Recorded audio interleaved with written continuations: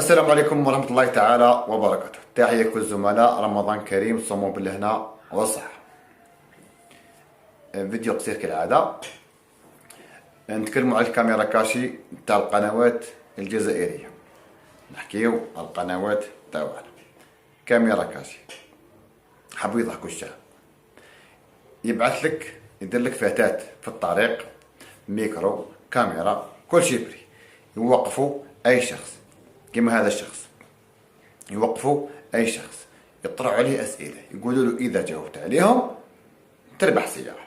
سيما السيد جاوب عليهم يربح سيارة، جابوا له سيارة تاع لي جوي.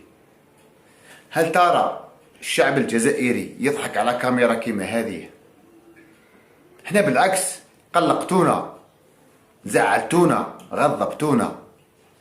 هذا السيد قبل قال لهم السيارة بغيت نخدم بها، هنا تفهم بلي السيد موش خدام ومحتاج وتمسخرتوا به.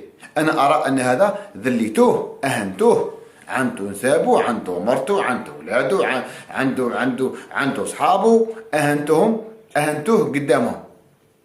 احنا ما نعرفوش وتعاطفنا معاه، حنا ما نعرفوش وغاضنا. هذه كاميرا كاشي تاع التلمو، ما كانش الناس اللي تسير في القنوات. هذه قنوات نقدر نقول نسميها قنوات العار. انا هذا مواطن جزائري، وانا مواطن جزائري من حقي ندافع عليه. يقولوا كيف كلمة حق. انا ارى ان السيارة هذه من حقه، السيارة الحقيقية ماشي تاع لي جوي.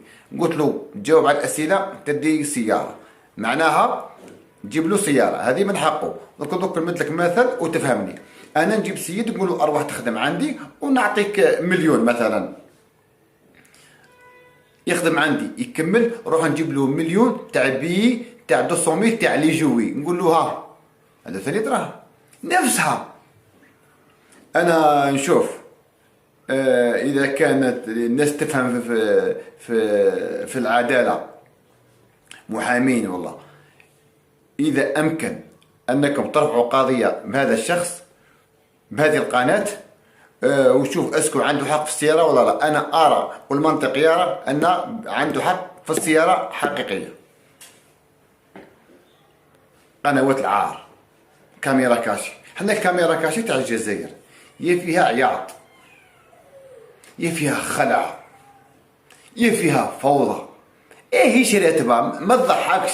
يعني انا نطلب من هذول اللي يديروا الكاميرا كاشي، نقول لهم حبسوا، ديروا لنا رسوم متحركه، ديروا لنا ما على باليش امور تاع الاطفال، خلاص حبسوا علينا هذه الكاميرا كاشي. راكم صفر، راكم تبو. ما كانش الناس اللي تخدم، ما كانش الناس اللي تفكر، غير خلايع وكذب وفوضى. المهم خلاص كملت انا واش راح نقول. صحة فطوركم، صحة سحوركم، رمضان كريم، نتلاقاو في الخير ان شاء الله. بسلام.